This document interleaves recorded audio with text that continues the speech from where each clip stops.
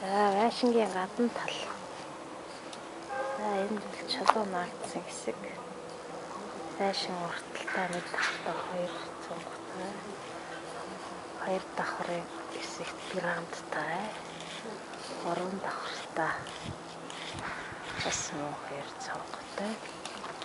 Гурван давхрын гурвалжинг бол Монгол хүн хийсэн гэдгээрээ гурван гурвалжин гаргасан талцтай юм.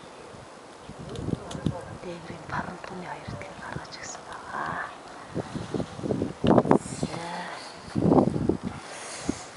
Тэгээд энэ талтай одоо энэ үүдийн хэсэг талаас харагдсан метр 22 юмтай.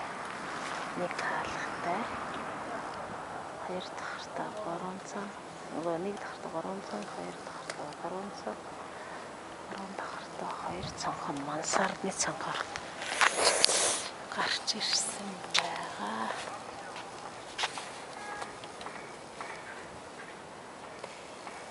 Амар чулуугийн бүр тавдруулж харуулъя. Энэ бол нэг гэрээний хашлаг.